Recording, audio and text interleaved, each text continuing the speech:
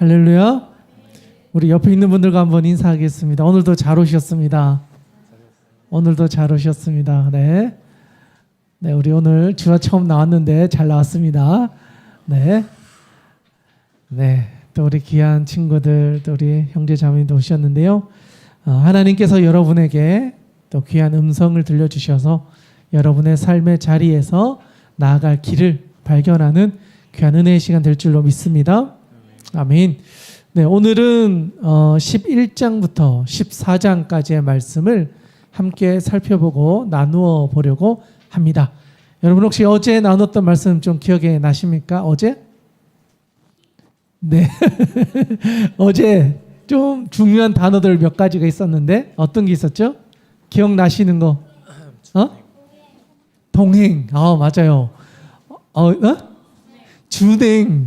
맞아요. 또 번제. 또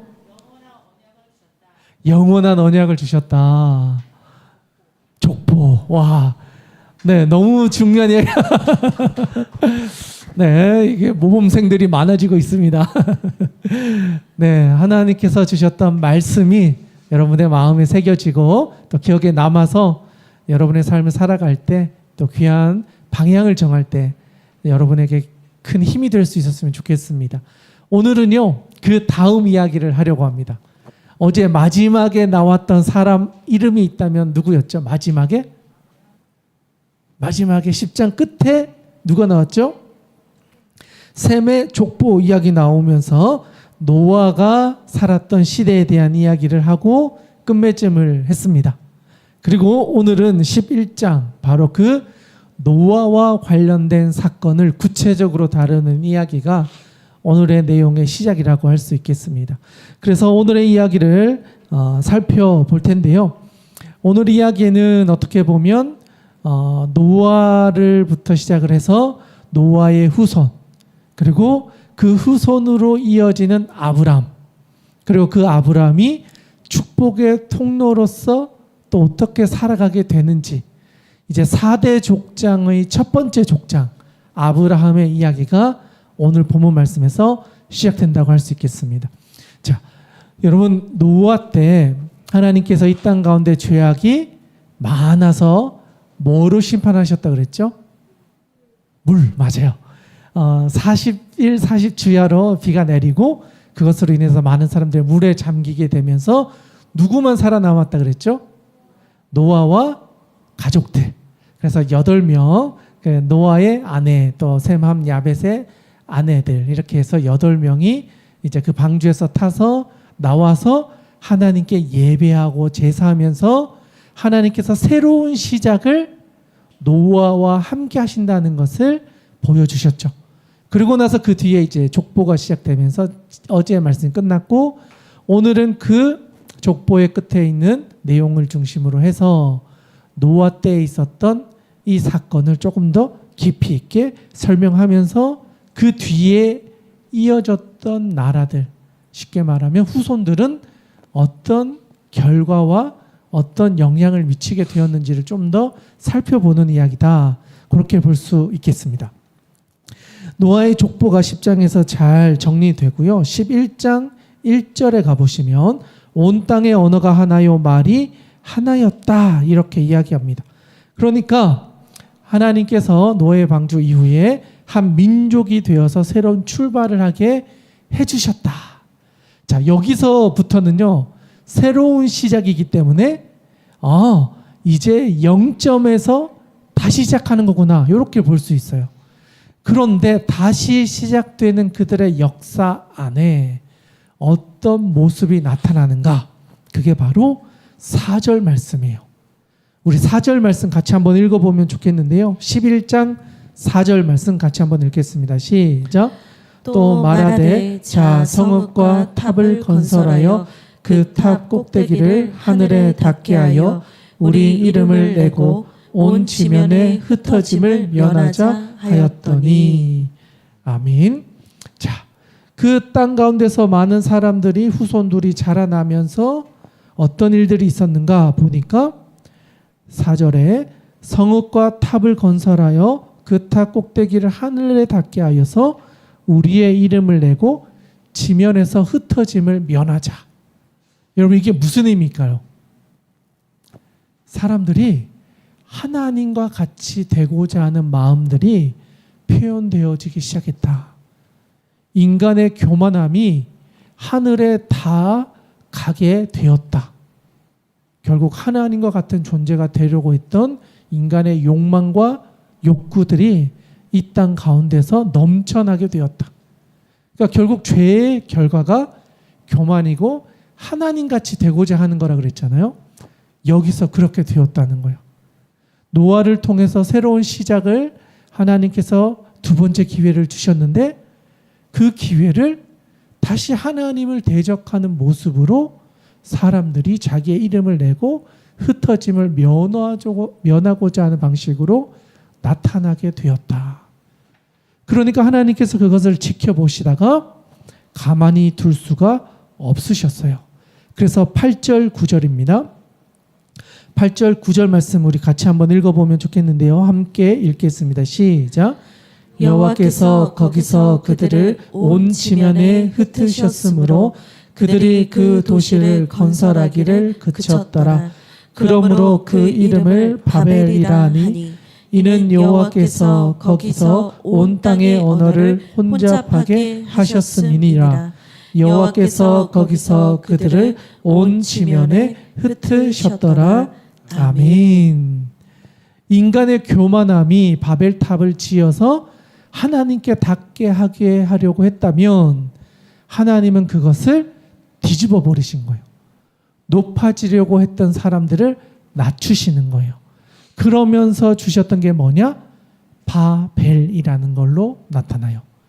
바벨은요, 우리가 소통했던 이런 것들이 다 막혀지고 끊어져서 혼잡하게 되었다, 이런 뜻이거든요. 그러니까 그동안은 우리가 사람과 사람과의 관계 안에 소통이 쉬웠어요. 조금 더 나아가 하나님과의 소통도 가능했단 말이죠. 그런데 우리의 죄성이 커지고 하나님보다 높아지려고 하는 교만함이 우리 마음에 생기니까 사람과의 관계 안에서 소통이 어려워지는 거예요. 그리고 하나님과의 관계에도 불편함이 생기는 거예요. 결국 우리가 높아지면요, 모든 문제들이 복잡해지기 시작해서 여기서 말하는 것처럼 바벨이라는 상태가 되어진다. 혼잡해지게 된다. 반대로 이야기하면요, 하나님과 관계가 좋아지면 우리의 삶은요, 평안해지고 안정되어지고 소통이 되어져 가요. 그런데 하나님과의 관계가 불편해지기 시작하니까 사람과의 관계도 어려워지고 소통에 문제가 생기고 더 나아가 하나 될 수 없게 되었다는 거예요. 언어가 혼잡해지게 되니까 소통이 되지 않고 한 팀이었던 사람들이 흩어져서 이제는 각자의 길을 가게 되었다. 하나님보다 높아지려고 했던 그 결과가 오히려 사람들을 흩어지게 만들고 하나 되지 못하게 만들었다. 그게 보여주는 게 바로 바벨탑 사건이라는 거예요. 그래서 노아를 통해 하나님이 새로운 시대를 열어주셨는데 그 새로운 시대의 결과가 또다시 죄와 교만함으로 무너지게 되었다. 인간의 노력이 허사가 되어지는 일들이 일어나게 되었다. 그게 11장에서 보여주는 사건이에요. 그런데 이 이야기 다음에 나오는 셈의 족보, 그리고 27절에 가보시면 데라의 족보가 나와요. 이렇게 무너져 가는 가운데에도 믿음을 지켜갔던 사람들이 있다는 거예요. 노아 때도 있었고 노아의 후손들 중에서도 그 믿음을 지켜갔던 사람들이 있었다. 그게 누구냐? 셈의 자손들이었다.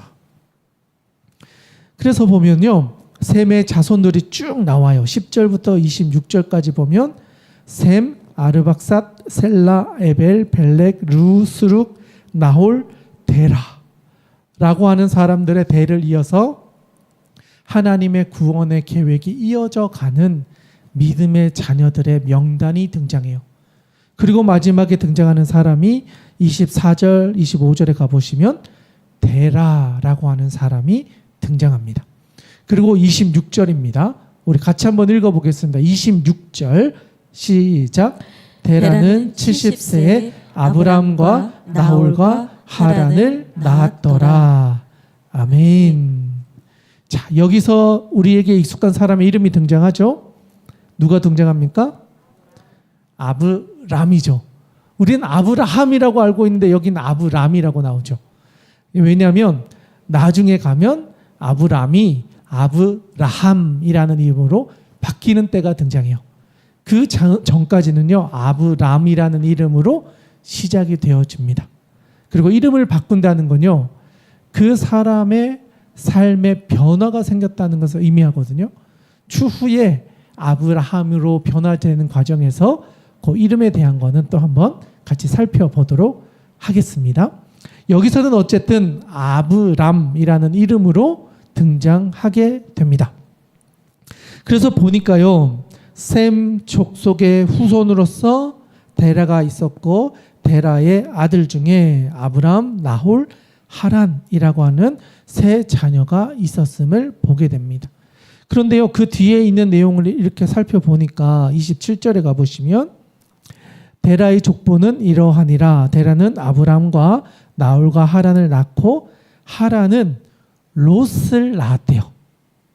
자, 롯은 누구죠? 그러면 아브라함의 어떤 사람이죠? 조카라고 할 수 있어요. 이게 왜 중요하냐면 12장에 이제 이 둘 사이에서의 이야기가 이어지기 때문에 어떤 관계 안에 있는지를 알 필요가 있기 때문에 함께 읽었습니다. 그리고 28절에 가보시니까 하란은 그의 아비 데라보다 먼저 고향 갈대아인의 우르에서 죽었다. 이렇게 기록하고 있어요. 그러니까 데라는 지금 어디에서 살고 있었던 거죠? 고향이 갈대아 우르라는 지역이에요. 여러분, 갈대아 우르라는 지역이 어딘지 혹시 아십니까? 네, 우리 그 유프라테스 티그리스 강이 만나서 메소포타미아 운명이 시작되었던 곳, 바로 거기가 여기에서 말하고 있는 갈대아 우르라고 하는 지역입니다. 그래서 그 아랍에 있는 많은 사람들은요, 비옥한 초생달 지역이라고 하거든요. 그러니까 이 강이 흐르는 지역을 중심으로 도시가 형성되었고 사람들이 모여서 살았다. 문명의 발상지 중에 하나였다라고 이야기합니다. 거기에 누가 살았다? 데라가 살았다. 그래서 데라가 아들을 데리고 살다가 거기에서 이제는 떠나게 되는 시점이 바로 여기의 장면인 거예요. 아버지가 세 자녀를 데리고 이주를 했는데 아들이 먼저 죽어서 아들은 하란이란 땅에서 하란을 묻고 아브라함과 롯이 그곳에서부터 새로운 또 하나의 출발을 하게 된다. 그 이야기가 12장의 배경이 되는 거예요. 그러니까 갈대아 우르에서 살다가 하란으로 이주해 왔다가 하란에서 가나안 땅으로 내려오는 여정, 그게 바로 여기에서 설명하고 있는 내용이다. 그렇게 볼 수 있겠습니다. 그래서 보니까요, 네, 밑에 보시면 29절 같이 한번 읽어보겠습니다. 시작. 아브람과 나홀이 장가 들었으니 아브람의 아내의 이름은 사레며 나홀의 아내의 이름은 밀가니 하란의 딸이요 하란은 밀가의 아버지요 또 이스가의 아버지더라. 아멘. 아브라함이 결혼을 해서 아내를 얻었어요. 그 아내의 이름은 사레라고 되어 있고요. 30절에 가보시면 사레는 임신하지 못함으로 자식이 없었다. 이렇게 기록하고 있습니다. 그러니까 아브라함이 결혼을 했고 그런데 자녀는 없는 상태에서 아들과 같은 조카를 데리고, 조카가 아버지가 돌아가셨으니까 혼자 된 그 조카를 데리고 하나님의 인도하심을 받아서 갈대아 우르에서 하란으로 갔다가 가나안 땅으로 이주했다라고 하는 기록이 요 본문에서 설명되어지고 있는 거예요. 그런데 지금 보니까 이때 아브라함이 아내와 함께 롯을 데리고 갈대아 우를 지나 가나안 땅으로 데려갔고 32절 같이 한번 읽겠습니다. 시작. 데라는 나이가 205세가 되어 하란에서 죽었더라. 아멘. 하란이란 땅에서 아버지 데라도 죽고 이제는 아브라함이 조카를 데리고 시작되는 새로운 여정이 12장에서 시작하게 됩니다. 그러니까 11장은요. 노아와 관련되어졌던 그 역사의 후손들이 다시 하나님 아버지 앞에 교만해져서 바벨탑을 쌓으면서 하나님과의 관계가 또 끊어지면서 흩어짐을 당하고 그 가운데서 그들의 후손, 믿음의 조상의 후손들이 계속해서 이어지고 있었다라고 하는 것을 살펴볼 수 있는 장이 바로 11장이다라고 할 수 있겠습니다. 자, 그러면 이제 여기서 12장으로 넘어가는데요. 12장은 사실 너무 중요한 구절이에요. 12장은 어떻게 보면 창세기의 기준점이 되는 장이 12장이에요. 11장까지의 내용과 12장부터 시작되는 이 이야기는 완전히 새로운 시작이라고 할 수 있어요. 그렇기 때문에 12장은 집중해서 볼 필요가 있겠습니다. 우리 12장 1절부터 4절까지 우리 같이 한번 읽어보도록 하겠습니다. 시작. 여호와께서 아브라함에게 이르시되 너는 너의 고향과 친척과 아버지의 집을 떠나 내가 내게 보여줄 땅으로 가라. 내가 너로 큰 민족을 이루고 내게 복을 주어 내 이름을 창대하게 하리니 너는 복이 될지라.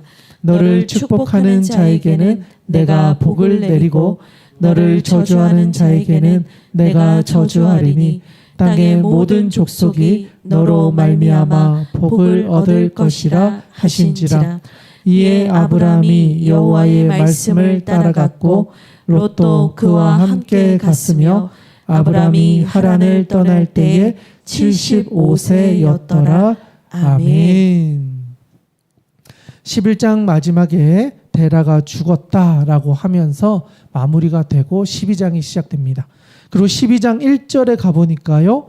누구를 중심으로 이 새로운 시작이 시작되는가? 바로 아브람이라는 사람으로부터 또 다른 시작이 우리에게 설명되어지고 있습니다. 그런데 이 아브라함에게 하나님이 어떤 명령을 하셨는가 보니까요. 1절에 너는 너의 고향과 친척과 아버지의 집을 떠나 내가 내게 보여줄 땅으로 가라 라고 하는 명령으로부터 시작이 돼요. 그러니까 우리는 비전 그러면요. 내가 뭔가를 찾아서 내가 원하는 것을 보고 가는 걸로 생각하는데 성경에서 말하는 비전은요. 하나님이 우리에게 보여주시는 것으로 나타나요. 비전이 내가 하고 싶은 게 아니고요. 하나님이 우리에게 보여주셔서 그것을 가게 하시는 것. 그래서 비전은 본다라는 의미가 있거든요. 본다. 보는 것이다. 그러니까 내가 취하는 것이라기보다는 보여주시는 것을 보고 가는 거예요. 그런 점에서 1절에서 말하고 있는 건 바로 하나님이 아브라함을 부르셔서 그에게 보여주신 비전이 뭐냐? 네가 아직 어디로 가는지는 모르겠지만 내가 보여줄 그 땅으로 가라라고 하는 것. 이게 사실은 비전이라는 걸 보여주는 장면이에요. 바라기는 하나님이 여러분에게 보여주시는 것. 그것을 잘 보고 여러분의 비전을 발견하고 그것을 따라 나아갈 수 있는 저와 여러분 될 수 있기를 주님의 이름으로 축복합니다.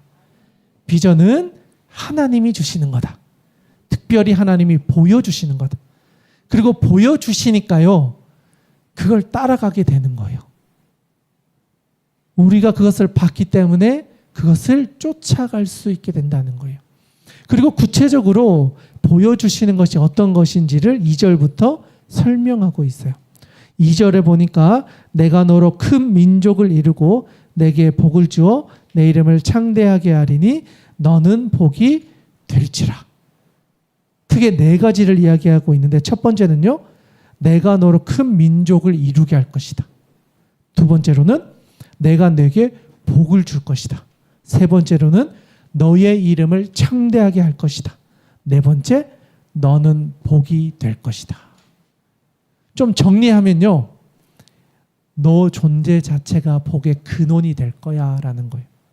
하나님이 가라고 하셨는데 네가 복의 근원이기 때문에 네가 가는 곳곳마다 하나님의 능력이 나타나서 네가 복의 근원이 되고 네가 복의 통로가 된다는 사실을 모든 사람들이 보게 될 거야. 그걸 알려주시는 거예요. 하나님께서 처음에 아담과 하와를 만드시고 생육하고 번성하고 땅에 충만하라. 그리고 그들에게 복을 주셨다라고 하셨잖아요. 그래서 하나님이 우리를 하나님의 형상으로 만드셔서 축복의 통로로서 우리를 만드셨다 그랬잖아요. 그러니까 여기서도 어떤 의미에서 보면 동일한 거예요.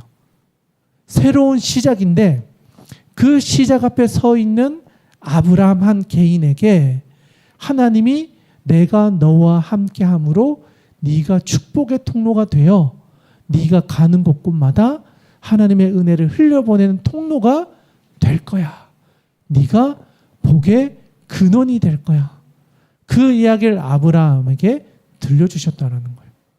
그러니까 이게 하나님이 주시는 가장 중요한 비전이었다. 내가 복의 근원이 되는 걸 하나님이 보여주실 거다. 여러분도요. 여러분의 비전을 통해서 여러분의 삶에 하나님의 복이 흘러가는 것을 경험할 수 있기를 원합니다. 여러분 비전은 나의 이익을 위해서 주시는 게 아니에요. 하나님의 은혜를 우리를 통해 흘러가게 해서 하나님의 나라가 세워져 갈 수 있도록 우리에게 하나님의 복을 주시는 거예요. 우리가 복을 이용해서 내 성공과 야망을 위해서 사용하라고 주시는 게 아니고 나를 통해 우리를 통해 하나님의 은혜를 흘러가서 하나님의 복이 나타나도록 우리에게 비전과 사명과 복을 주신다. 아브라함은 바로 그것을 듣고 있는 거예요. 다음 절 볼까요? 또 이야기를 하세요. 3절에 보니까 너를 축복하는 자에게는 내가 복을 내리고 너를 저주하는 자에게는 내가 저주하리니 땅의 모든 족속이 너로 말미암아 복을 얻을 것이다. 요약하면요. 축복의 권한을 내가 너에게 위임하겠다는 거예요. 아브라함이 축복하는 사람은 축복을 받고요. 저주하는 사람은 저주를 받는 축복의 권한을 하나님의 것인데 아브라함에게 위임한다는 거예요. 그러니까 아브라함은 어떤 거예요? 하나님의 대리자와 같은 삶을 살게 될 것이다. 그러니까 비전을 받은 사람은 내가 하나님의 권한을 대리해서 그것을 행할 수 있는 사람이 된다는 거예요. 여러분의 기도가 사람을 살리기도 하고 죽일 수도 있다는 거예요. 여러분의 삶의 자리가 사람을 바꿀 수 있는 능력의 자리가 될 수 있다는 거예요. 그런 점에서 여러분은요. 하나님의 능력을 덧입어서 그 능력을 행할 수 있는 사람 되게 하신다. 여러분을 통해 축복이 흘러가게 하시고 여러분이 저주하는 사람들에게는 하나님의 심판이 임하게 되는 그 능력을 우리가 가지게 된다. 하나님은 그것을 아브라함에게 약속해 주셨다는 거예요. 그리고 이런 사람들에게 주시는 것은요. 우리가 감당할 수 없는 축복이에요. 하나님이 주시는 한없는 은혜. 그 은혜를 값없이 조건 없이 하나님의 말씀에 순종하는 사람들에게 주시겠다라는 것을 아브라함에게 약속하고 계신다. 그래서 4절 한번 가볼까요? 4절. 이건 너무 중요한 구절이에요. 1, 2, 3절은 우리가 아브라함과 관련된 거기 때문에 다들 너무 잘 기억하시는데 사실 4절이 이 말씀에 대해서 아브라함이 어떻게 반응했는지를 더 자세하게 보여주는 구절이에요. 4절은 다시 한번 읽겠습니다. 시작. 이에 아브라함이 여호와의 말씀을 따라갔고 롯도 그와 함께 갔으며 아브라함이 하란을 떠날 때 75세였더라. 아멘. 자, 하나님께서 1, 2, 3절을 통해서 아브라함에게 말씀해 주셨어요. 들었어요. 하나님의 음성을 들었어요. 그리고 나서 어떻게 해야 되느냐? 4절에 아브라함이 여호와의 말씀을 따라갔다. 여러분, 하나님이 여러분에게 음성을 들려주시고 여러분의 마음 가운데 감동을 주셔서 아, 이게 하나님이 나에게 주신 말씀이구나 하는 확신이 들었으면요, 그냥 그 말씀을 따라가는 거예요. 여기서 아, 이건 아닌 것 같은데, 이것보단 이게 나은 것 같은데, 아, 이건 지금 내가 뭔가 잘못 들은 것 같은데, 지금 내가 은혜가 충만해서 이 말에 따라가지만 내가 내일 되면 바뀔 것 같으니까 내일 다시 생각해 봐야지. 이게 아니고 하나님이 나에게 감동을 주셔서 하나님의 음성이다라는 확신이 들면 그냥 그걸 따라가는 거예요. 아브라함이 잘했던 건 바로 이러한 단순한 순종이었어요. 계산하지 않았어요. 하나님이 주신 마음을 아, 하나님의 응답이구나 하고 갔다는 거예요. 뒤돌아보지 않았다. 바라기는 여러분 기도하실 때 하나님 주신 마음이 있으면요, 뒤돌아보지 마시고 그 말씀 붙잡고 나아가는 여러분 되시기를 주님의 이름으로 축복합니다. 아멘. 여러분이 믿고 나아가야 그 응답을 볼 수 있습니다. 의심과 분심 두 마음을 가지고 나아가면 될 것도 되지 않는다. 한 마음으로 나아가는 분들에게 하나님은 확실한 응답을 주신다는 거예요. 그리고 뒤에 보니까요, 재미있는 표현이 나와요. 아브라함이 여호와의 말씀을 따라갔고 롯도 그와 함께 갔다. 롯도 그와 함께 가서 그의 삶 가운데 생각지 못한 은혜를 누리는 사람이 롯이에요. 저는 이 롯을 보면서 와, 이 사람은 진짜 네, 롯도 맞았다. 이런 어떤 분이 그런 얘기 하시더라고요. 롯이 하나님의 말씀을 따라간 아브라함을 따라가서 횡재한 사람. 그래서 롯도라는 이름이 나온 거 아니냐, 뭐 이런 이야기를 어떤 목사님이 농담처럼 하셨는데 진짜 그런 인생이에요. 이 롯이 건강한 사람은 아니었어요. 하나님 앞에 깨어 있었던 사람은 아니었어요. 그런데 이 아브라함을 잘 따라간 거예요. 하나님이 주시는 축복이 아브라함에게 있다는 것을 알고 그 사람을 따라가는 거예요. 여러분, 우리가 잘 기도의 응답을 잘 받지 못하면요, 기도 응답 잘 받는 분들을 따라가는 것도 지혜예요. 하나님의 음성을 잘 듣는 사람들의 조언과 도움을 받는 것도 우리의 삶에 유익할 수 있다는 거예요. 롯은 그것을 통해서 하나님이 주신 복을 조금 맛본 사람이에요. 뒤에 보면 또 다른 이야기가 나오지만 어쨌든 아브라함을 따라가서 그가 경험해보지 못했던 하나님의 복을 덩달아 누렸던 사람이다 라는 것을 말해줍니다. 그래서 아브라함이 하란을 떠날 때가 몇 살이었다고요? 75세. 여러분, 요즘 은퇴 나이가 몇 살쯤 되죠? 65세, 70세잖아요. 그러니까 이건 어떻게 보면요, 은퇴할 때 새로운 시작이 우리에게 찾아온다. 여러분의 인생 가운데 후반기에도 하나님의 인도하심은 분명히 있다. 끝나지 않는다. 젊은 사람만 비전을 구하는 게 아니고요, 은퇴할 때쯤 하나님 나에게 또 비전을 주신다. 75세에도 부르셨다. 여러분의 인생 가운데 하나님은 또 다른 기회를 계속해서 주시기 때문에 청년들만 비전을 구하고 젊은 세대만 하나님의 음성 구할 게 아니라 이제 다 끝났다 하는 나이에도 불구하고 하나님의 비전을 구해야 된다는 거예요. 아브라함은 75세에 다 내려두고요, 하나님의 말씀을 따라 갔다. 고향을 떠났어요. 아버지와 친척과 익숙했던 장소를 떠났어요. 새로운 곳으로 이주해서 산다는 거예요. 75세. 근데 하나님의 음성을 따라 갈 때 하나님은 그의 인생을 책임져 주시는 것을 아브라함은 경험했다라는 거예요. 오늘 이 자리에 있는 모든 분들이요, 아직 75세 넘은 분 없잖아요. 그러니까 우리 다 꿈꾸며 기도하며 하나님의 비전을 바라보셔야 됩니다. 그리고 그 비전을 따라 담대하게 따라가는 저와 여러분 될 수 있기를 주님의 이름으로 축복합니다. 아멘. 아브라함은 그렇게 따라갔고 롯도 덩달아 따라가서 그 축복을 함께 누리게 되었습니다.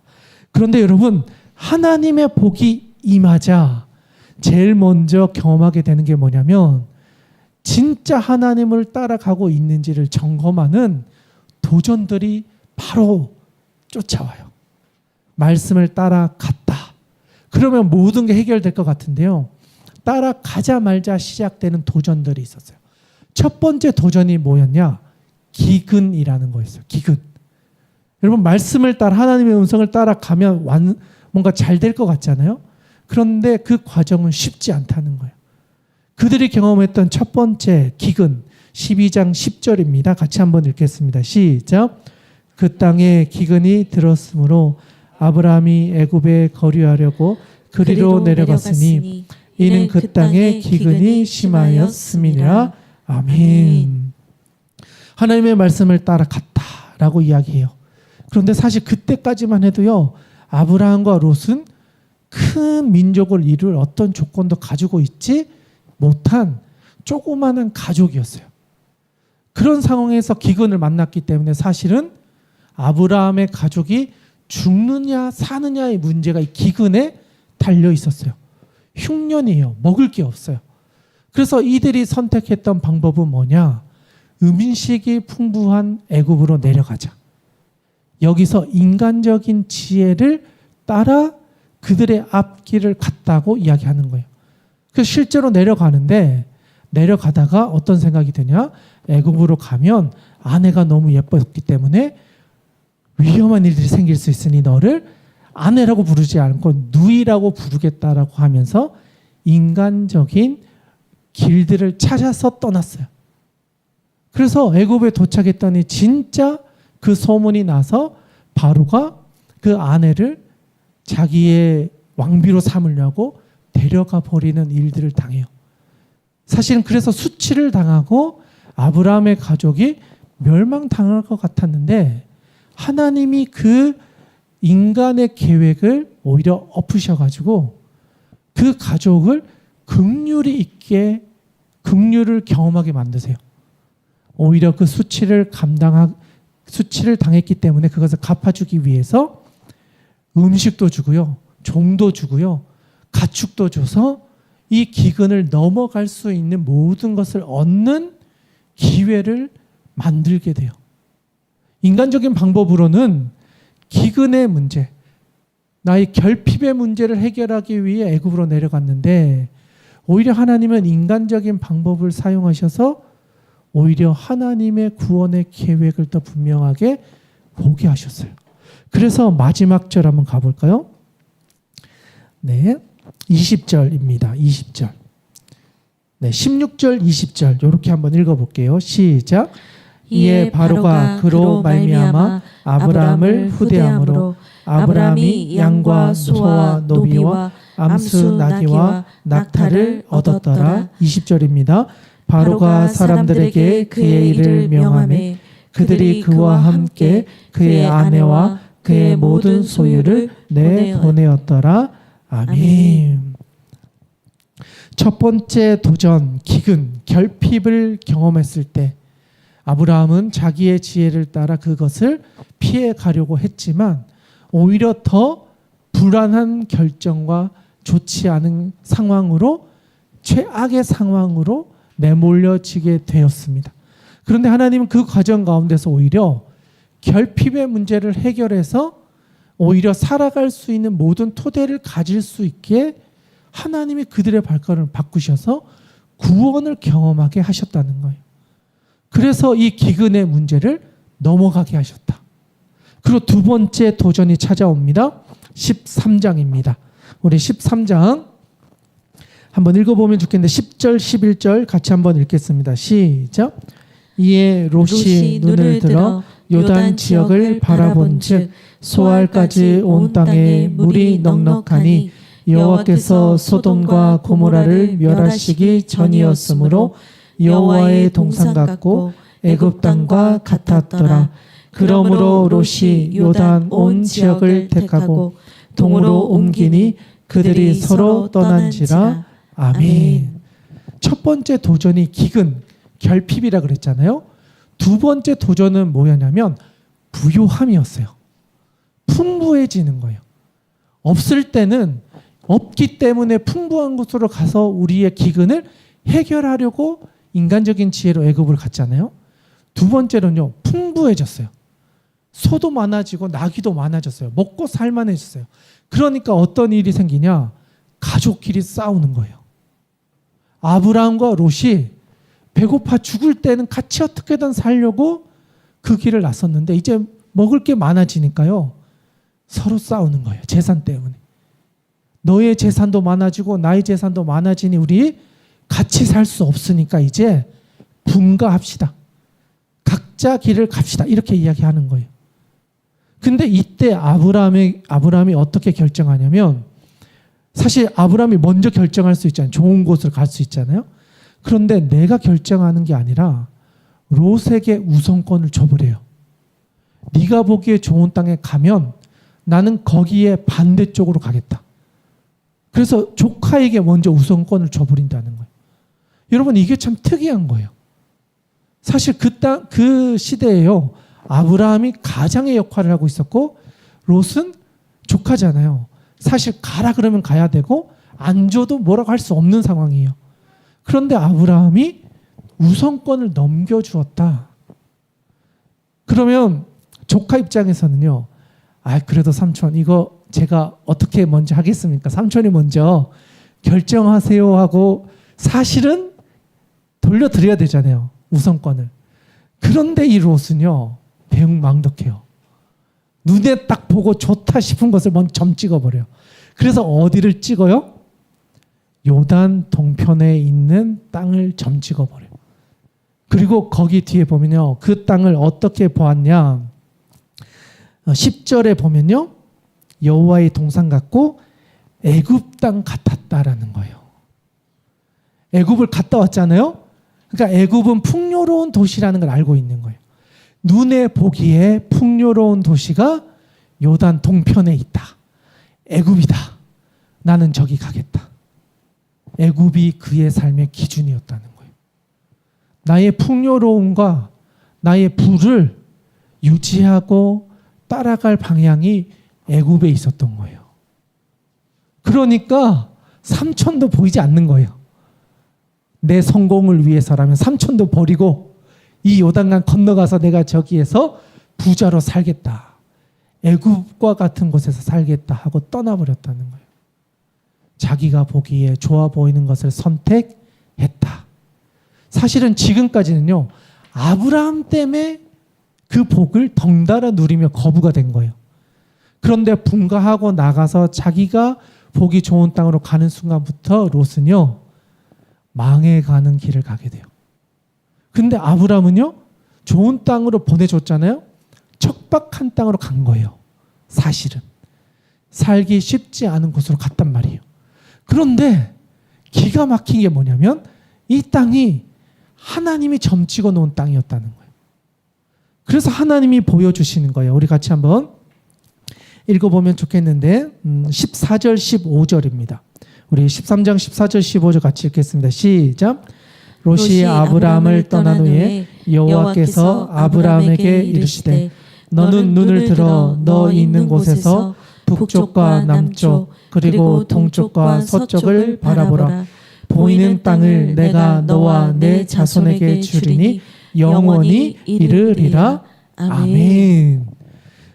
네, 롯은요 삼촌도 버리고 애국과 같은 땅을 따라 물 건너 요단으로 넘어갔습니다. 잘 살 것 같았어요. 눈에 보기에 좋은 땅이었으니까. 그리고 아브라함은요 척박한 땅인 것처럼 보여지는 곳에 남았어요. 그런데 하나님이 그에게 말씀하세요. 이 땅의 동서남북을 봐라. 내가 이 땅을 너에게 영원히 주겠다라고 약속하세요. 그래서 하나님이 주시는 거는요. 지금 당장은 척박한 땅일 수 있어요. 지금 보기에는요. 아무것도 보이지 않는 미지의 땅처럼 보일 수 있어요. 그런데 하나님은 영원하신 하나님. 지금 당장 보여지는 것이 아니라 하나님의 큰 계획 안에 너무나 중요한 땅을 그에게 주셨다라는 거예요. 그런 점에서 여러분이 지금 걸어가고 있는 인생의 여정은요, 당장에 보이기에 좋은 곳을 선택하기보다 하나님이 계획하신 땅으로 가는 게 여러분에게 복이 되는 거예요. 고생할 수 있어요. 땀 흘려야 될 수도 있어요. 그런데 그 땅으로 가야 하나님의 복이 여러분의 삶 가운데 이루어져 나타난다는 거예요. 바라기는 그 하나님의 복을 누리는 저와 여러분이 될 수 있기를 주님의 이름으로 축복합니다. 그렇게 부유해졌을 때 하나님이 보여주시는 것을 따라가는 것, 이게 두 번째 도전이었습니다. 그리고 마지막 14장으로 가면요, 세 번째 도전이 있어요. 14장 11절 12절인데요. 우리 같이 한번 읽어보겠습니다. 14장 11절 12절 같이 한번 읽겠습니다. 시작. 내 왕이 소돔과 고모라의 모든 재물과 양식을 빼앗아 가고 소돔에 거주하는 아브라함의 조카 롯도 사로잡고 그 재물까지 노력하여 갔더라. 아멘. 가장 좋아 보였던 그 땅이 이제는요, 전쟁의 중간에 있는 땅이 되어서 그 가나안 안에 있었던 네 왕과 다섯 왕이 서로 땅 따먹게 하는 전쟁을 할 때 그 땅이 패하게 되어서 다 끌려가 버리게 되었다는 거예요. 쉽게 말하면 사람들이 보기에 좋은 땅이니까 전쟁에서 다 빼앗아 가려고 하는 땅이었다는 거예요. 그래서 애굽처럼 좋아서 갔는데 전쟁터가 되어서 심지어 내 모든 소유를 빼앗겨 버려서 종이 되어 버렸다는 거예요. 여러분, 너무 좋아 보이는 땅은요, 경쟁이 치열할 뿐 아니라 그것을 빼앗기 위한 수많은 사람들의 이익이 오고 가는 땅이 되어 버렸다는 거예요. 그래서 오히려 우리가 그곳에서 모든 총탄을 맞아서 전쟁의 패배자와 같은 인생을 살게 될 수 있다는 거예요. 롯은 바로 그것을 경험했다는 거예요. 그런데 아브라함은요, 이때 어떻게 하냐? 그 롯을 구하기 위해서 자기의 함께했던 사람들을 데리고 나아가 전쟁에 패했던 롯을 구하고요, 그 사람들을 다 구원하는 역할을 감당하게 돼요. 세 번째 싸움은 뭐냐? 환경에 대한 도전을 하나님과 함께 이겨냈다는 거예요. 전쟁이었어요. 우리가 보기에는 도와주지 않아도 됐어요.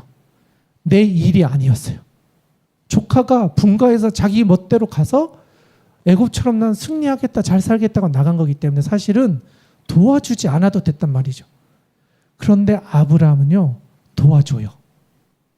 그리고 그들의 피해 입었던 모든 것들을 오히려 다 되찾아서 돌아오게 만들어요.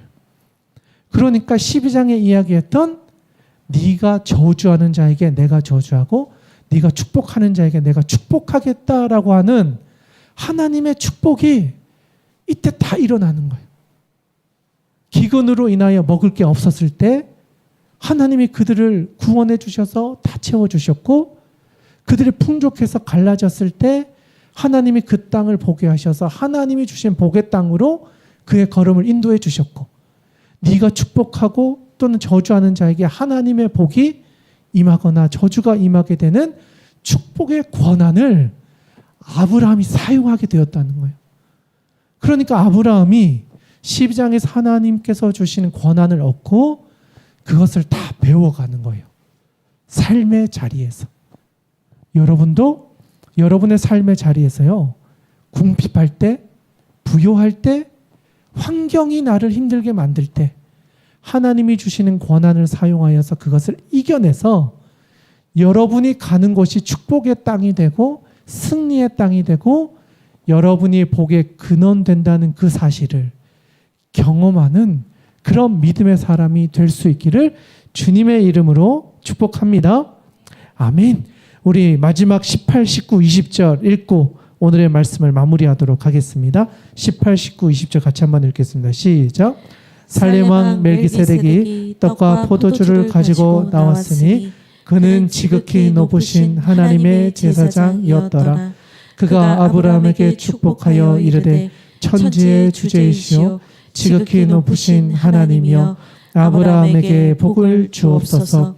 너희 대적을 내 손에 붙이신 지극히 높으신 하나님을 찬송할지로다 하매 아브라함이 그 얻은 것에서 10분의 1을 멜기세덱에게 주었더라. 아멘. 18절부터 20절에 보니까요. 전쟁에서 승리하고 돌아와서 롯을 다시 살아갈 수 있도록 도와주었고 그 전쟁에서 이겨서 취하였던 것의 10분의 1을 멜기세덱에 드렸다라는 표현이 나옵니다. 그런데 여기에 특이한 한 사람이 나와요.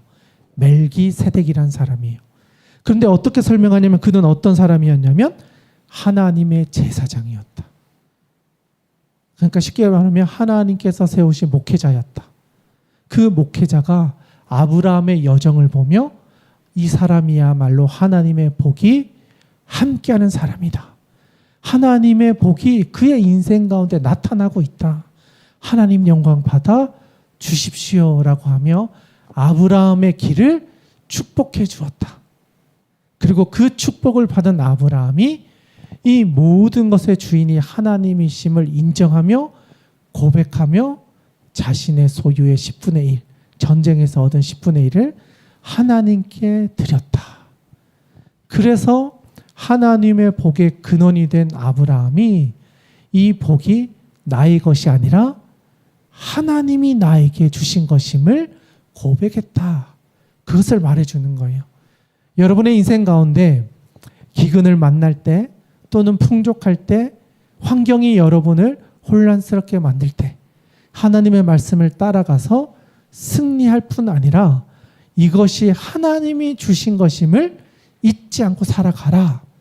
그렇게 살아가는 사람에게 하나님이 주신 복이 영원히 끝나지 않고 후손들에게 이어지게 될 것이다.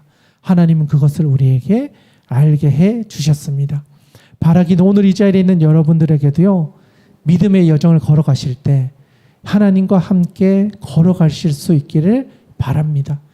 그리고 그것을 쫓아갈 때 하나님의 복이 여러분의 인생을 떠나지 않고 여러분의 축복의 근원으로서 사용해 주시는 그 은혜를 우리 모두가 받아 누릴 수 있기를 주님의 이름으로 축원합니다. 함께 기도하며 나아가기를 원하는데요.